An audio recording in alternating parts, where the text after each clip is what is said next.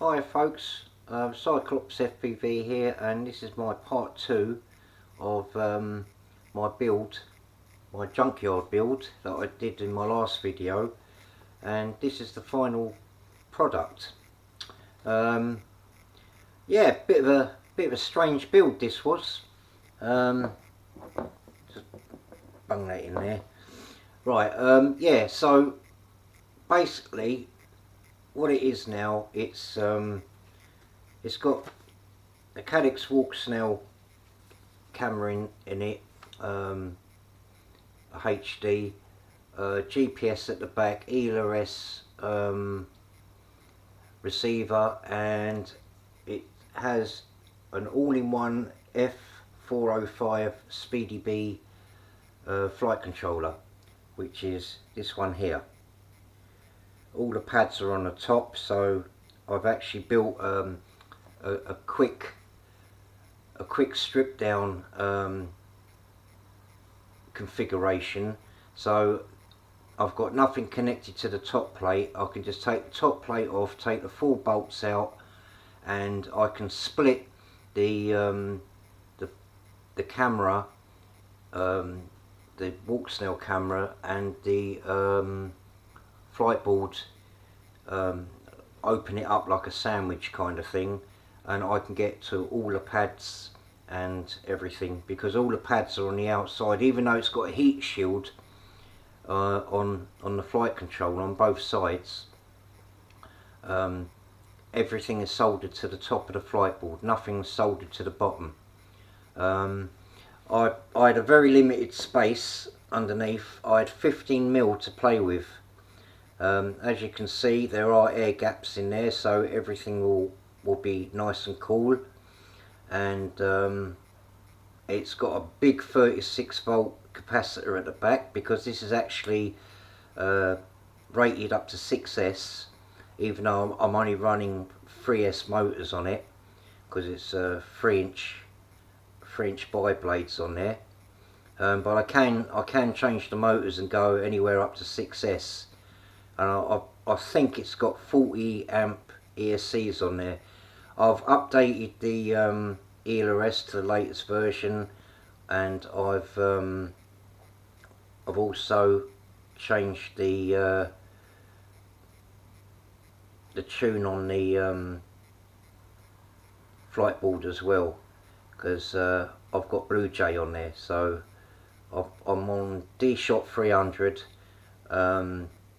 with filtering and stuff like that, you know, because it didn't come with bi-directional D-Shot on it. Although it was on it, it wasn't activated, so I had to redo it. It came with the Betaflight standard tune, so I've done some tuning on it. The motors are running a little bit warm, only a tad, but I've since done some more filtering work on it. I've flown this twice, and it weren't too bad. The tune was okay. I haven't activated the GPS. It all works, but I've deactivated it for return to home, because I want to sort out the other flight characteristics first. I want to do one thing at a time before I move on to the other. But yeah, it flew okay. So that's all sorted. Yeah, that's about it really. I mean, I tried to record the flight, but I couldn't get the I don't know whether it's something to do with the SD card, but I couldn't quite get it to record. So I might have to look into that. Maybe the SD card needs sorting out. I might have to redo that. I'm not sure, but something's not right. It's not recording. I might have to format that. But yeah, other than that, it flew reasonably good. I had to fly it because I had to find out what the hover value was, so that when I set the GPS, I can type that all in. But that's all recorded and sorted out now. So I've wrote that all down, all the various bits and pieces. It was a very tight build. Obviously the only thing that's a Darwin FPV is the frame and the motors. Everything else is you know, either Speedy B or Caddx Walk Snail, Ealer S, obviously, like you can tell from the antenna there. No issues with anything like that. It was a straightforward enough build. Just a couple of bits to iron out. I had the TX and the RX wires mixed up the wrong way, so I had no on-screen display. That wasn't entirely my fault. The sticker that came with it, it didn't tell me what side was the TX and RX, so I had to guess that and got it wrong.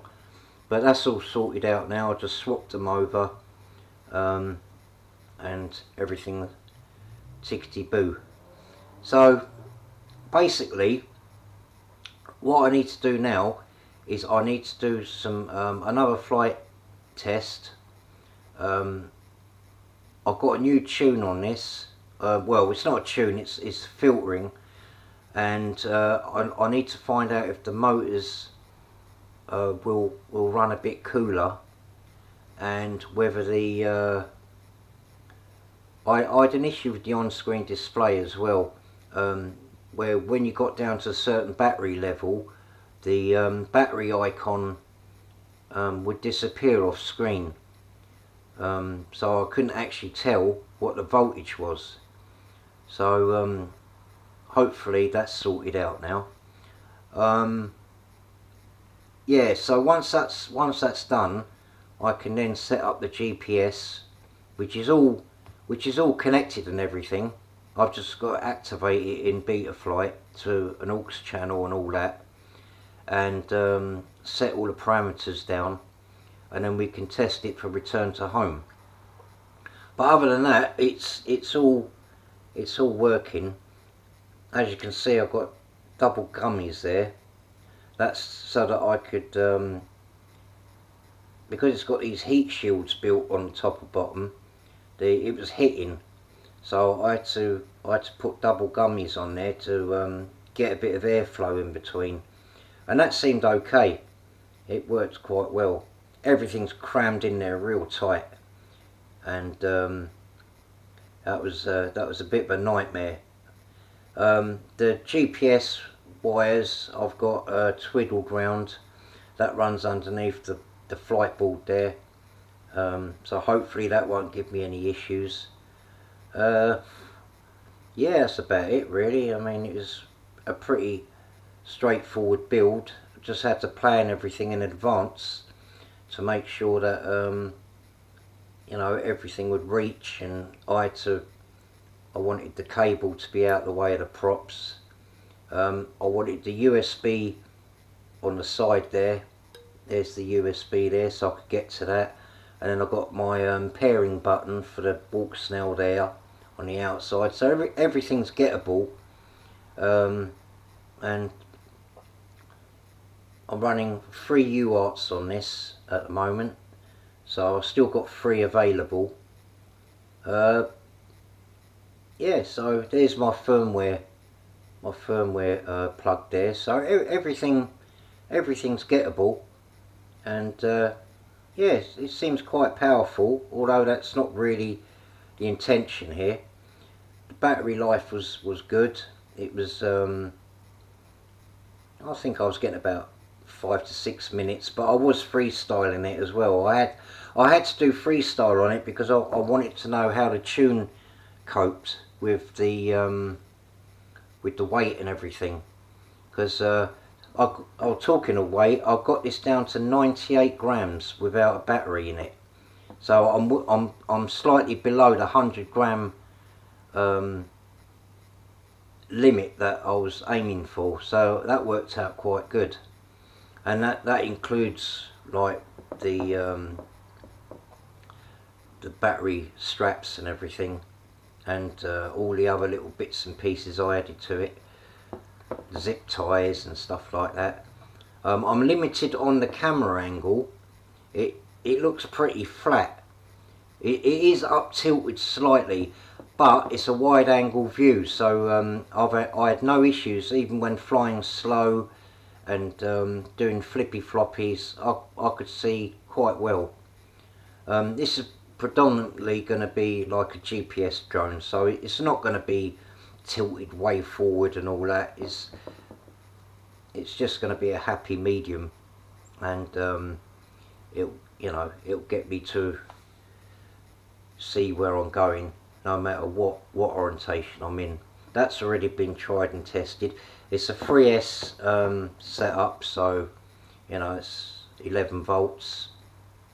Everything works, so we just got to do one more test flight, and then we can go into the GPS and see how that performs. But that's it, yeah. I know it's a bit untidy on the arms. I'm going to redo the that's just a bit of insulation tape. I've got the proper stuff. It's just I wanted to get this done and flown and do the test. I actually finished this over a week ago, and I've done the flight, but I've been away, so I came back, and any niggles I had I sorted out, and I'm ready for the second flight now. I might put that at the end of this video. I might make a separate video on that. It all depends whether the SD card will record this time. Anyway, that's it, folks. So far, £60. It's not bad, is it? So let's see how we go with the flight test and everything. Alright, stay tuned, and I'll catch you in the next one. Bye.